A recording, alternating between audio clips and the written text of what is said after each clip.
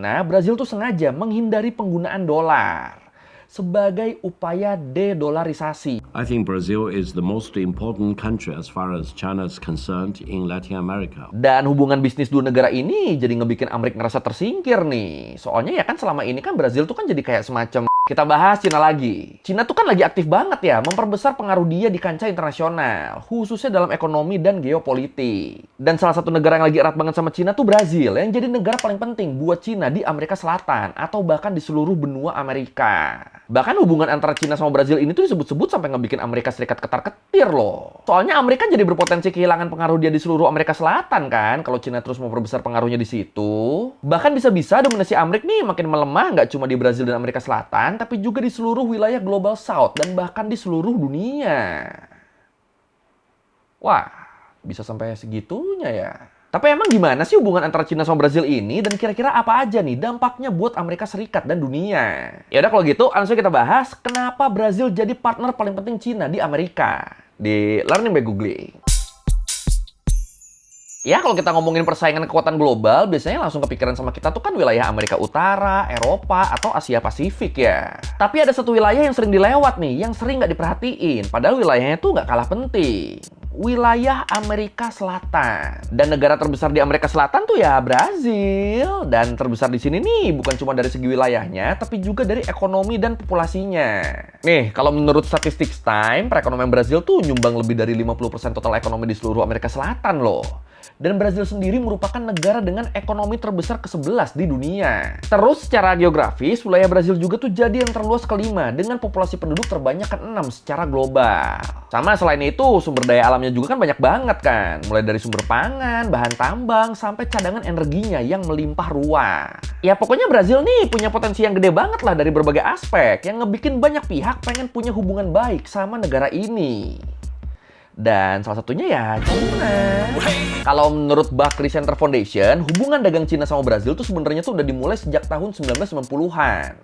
Dan meningkat pesat di tahun 2000-an. Di tahun 2007, perdagangan bilateral Cina-Brazil mencapai 22 miliar US dollar.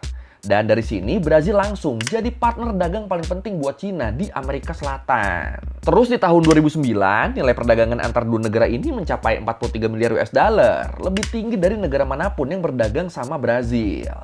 Bahkan lebih tinggi dari Amerika Serikat. Dan ya emang di tahun 2009 ini kan posisi Amerika sebagai mitra dagang utamanya Brazil kan emang kegeser sama Cina kan. Jadi endingnya saling terikat dua arah di sini nih antara Brazil sama Cina nih.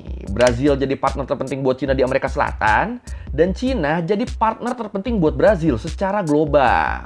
Dan hubungan bisnis dua negara ini jadi ngebikin Amerika ngerasa tersingkir nih. Soalnya ya kan selama ini kan Brazil tuh kan jadi kayak semacam apa ya? Ya bisa dibilang dalam tanda kutip halaman belakangnya Amerika gitu kan. Ya sebelumnya kan pengaruh Amerika di ekonomi, politik, dan militer Brazil tuh kan dominan banget kan. Sekarang Brazilnya malah disusupin sama Cina. Ya ketar-ketir lah Amerika.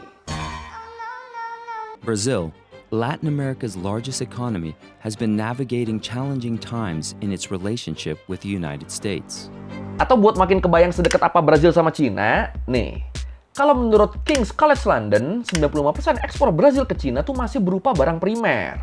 Masih berupa bahan mentah. Bahkan 80% ekspornya tuh cuma terdiri dari 3 komoditas doang loh. Cuma kedelai, biji besi, sama minyak mentah. Sisa 20%-nya baru tuh yang lain-lain tuh. Tapi walaupun komoditas ekspornya Brazil ini dianggap remeh, walaupun dianggap sebelah mata sama para pengamat, cuma karena impor dari Brazil tuh mayoritas itu adalah barang primer, tapi dengan begitu ini tuh ngebikin Brazil jadi megang banget sumber pangannya Cina loh. Nih soalnya kalau menurut China Power, sejak tahun 2021, Cina tuh kan udah jadi negara pengimpor makanan terbanyak di dunia ya. Dengan nilai total makanan yang mereka impor adalah 215 miliar US dollar. Dan negara yang masuk makanan terbanyak buat Cina ya Brazil. Bener-bener dari 215 miliar US dollar itu, 56,8 miliarnya tuh berasal dari Brazil doang. Atau berarti lebih dari seperempatnya. Nah kondisi ini ngebikin posisi Brazil jadi penting banget kan buat Cina kan. Karena kalau sampai Brazil stop ekspor makanannya ke Cina, wah itu Cina bakal kehilangan seperempat sumber pangan impornya kan. Langsung goyang tuh bisa-bisa tuh. Dan sebaliknya juga, sebesar 28% dari ekspor Brazil secara keseluruhan tuh kan dikirimnya kan ke Cina doang. Yang berarti kalau Cina berhenti impor dari Brazil, ya Brazil tuh bakal kehilangan sumber pendapatan yang besar. Jadi ya dari sini kelihatan kan kalau mereka berdua nih ya emang saling membutuhkan. Makanya di tahun 2023 aja, nilai perdagangan bilateral antara negara ini tuh udah mencapai 159,6 miliar US dollar. Dan ini akan terus bertambah seiring waktu. Makin akrab, makin mesra, makin dekat, makin nambah tuh kerjasamanya. Rich in beef, raw materials, and crops, Brazil has become the #1 food supplier to China, overtaking the US. Brazilian agricultural exports to China reached a record high of around $60 billion in 2023. Terus kalau menurut diplomat, di saat sebagian besar ekspor Brazil ke Cina tuh berupa bahan mentah, Cina justru ngekspor barang jadi dan manufaktur ke Brazil. Barang yang bernilai lebih tinggi, yang lebih mahal. Bahkan ekspornya Cina ke Brazil juga tuh udah merambah ke sektor teknologi sensitif loh, termasuk teknologi satelit dan militer. Terus investasi yang dilakuin Cina ke Brazil juga tuh terus meningkat secara signifikan. Disebut walaupun Amerika masih jadi investor asing terbesar buat Brazil, tapi investasi Cina tuh tumbuh jauh lebih cepat. Nih, dari tahun 2023 ke 2024 aja, investasi Cina ke Brazil tuh melonjak 113%. Sedangkan investasi Amerika tuh naiknya tuh nggak nyampe 0,06%. Ini kan timpang banget kan. Terus kalau menurut Brazil China Business Council disebut sekitar 73% investasi Cina di Brazil tuh ditujukan ke sektor-sektor yang strategis. Pembagiannya tuh 34% ke listrik, 25% ke industri minyak, dan 14% ke manufaktur otomotif. Tapi kenapa sektor-sektor itu dibilang strategis? Ya soalnya sektor-sektor ini tuh kan menentukan kekuatan, stabilitas, dan kepentingan jangka panjang suatu negara kan. Dan karena itulah makanya perusahaan-perusahaan otomotif kayak BYD itu mereka tuh pada mulai ngebuka pabrik mereka di Brazil tuh. Yang sekaligus jadi basis manufaktur kendaraan lengkap pertama dan terbesar di luar Asia. Dan hasilnya kalau menurut Car News China, penjualan mobil listrik BYD itu meningkat hampir 328% di tahun 2024 dibanding tahun sebelumnya.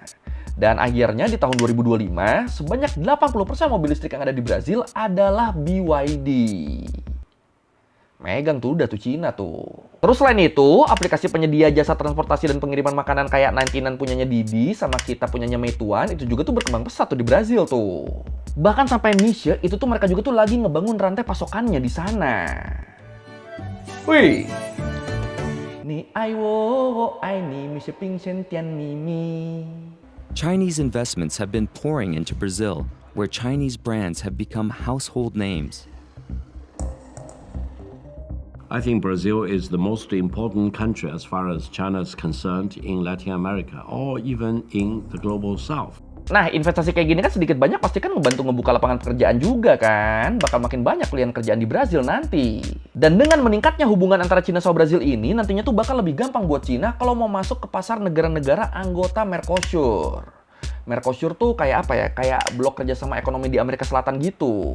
Jadi ya bisa dibilang Brazil adalah pintu masuknya Cina ke pasar Mercosur yang lebih luas. Dan ini juga lah yang ngejadiin Brazil bukan cuma sekedar mitra dagang bilateral, tapi juga partner yang strategis buat Cina. Terus kalau menurut Belfer Center for Science and International Affairs dari Harvard Kennedy School disebut, organisasi-organisasi keuangan internasional kayak IMF sama World Bank, mereka tuh kan mengharuskan Brazil buat mengalokasikan dana sekitar 777 miliar US dollar. Buat apa tuh? Buat nutup kesenjangan infrastrukturnya supaya sesuai sama target pembangunan berkelanjutan. Dan salah satu upaya yang dilakuin Brazil buat memenuhi ini adalah dengan ngeluncurin PAC. Programa de Aceleração de Crescimento, Growth Acceleration Program, program infrastruktur, energi, dan transportasi senilai 300 miliar US dollar selama 4 tahun. Dan salah satu sumber dana dari program ini ya lewat BRI-nya Cina. Ingat kan BRI kan? Belt Road Initiative. Apa? Lupa. Ya kalau lu lupa, lu bisa tonton di video gue yang ini. Mama marketing!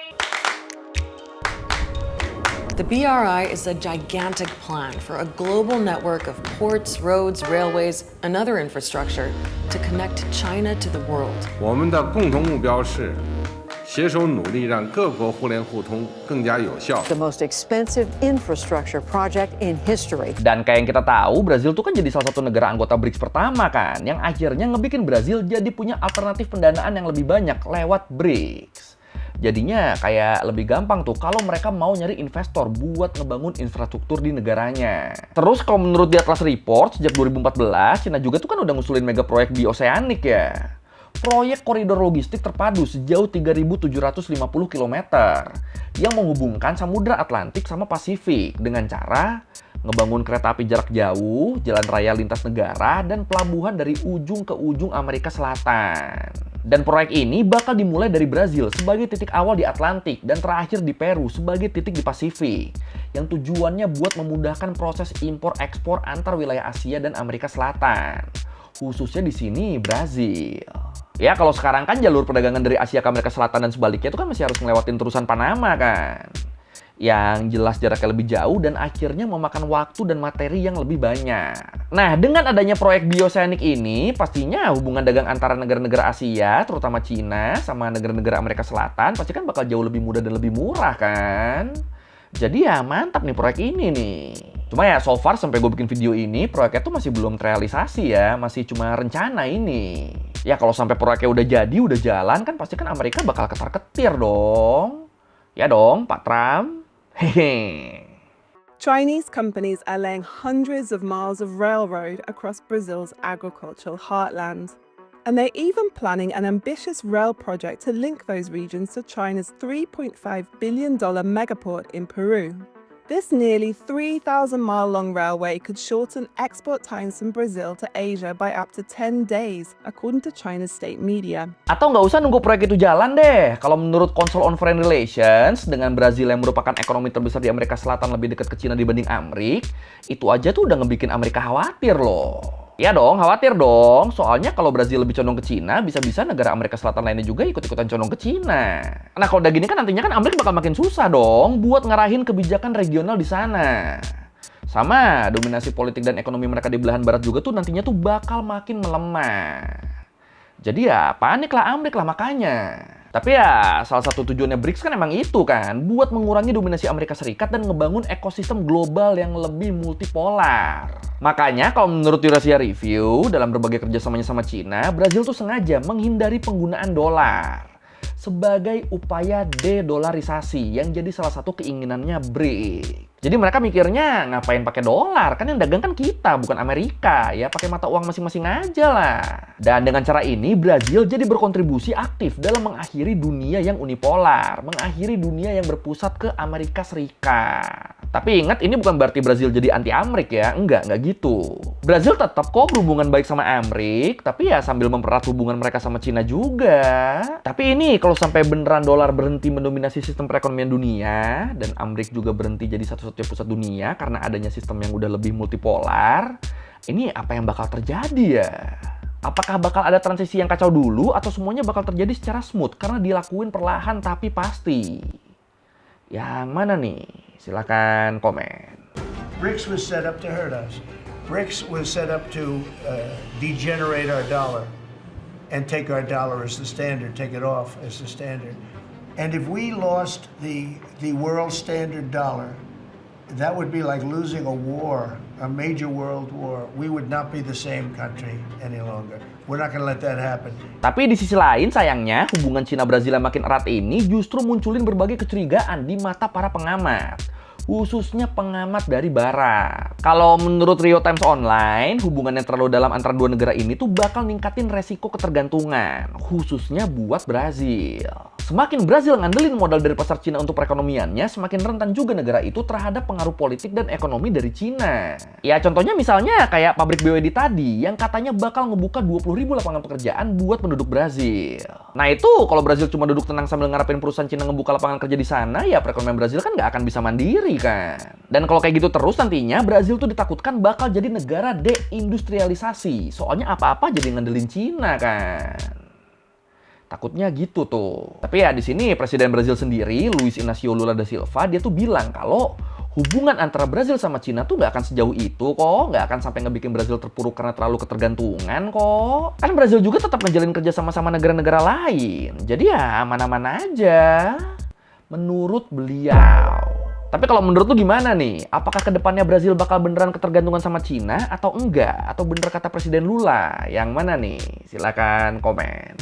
China is already Brazil's biggest trading partner, but the increase in tariffs from the US and COFCO's new terminal are likely to push them even closer together. Oke, sekian Lari Minggu kali ini tentang hubungan Cina sama Brazil yang makin lama makin mesra nih. Ya, kalau merevisi gue udah salah atau mau nanya atau nambahin video bisa tulis komen, kita juga biasa. Sekali lagi, thank you, jangan lupa like, comment, subscribe. Bye.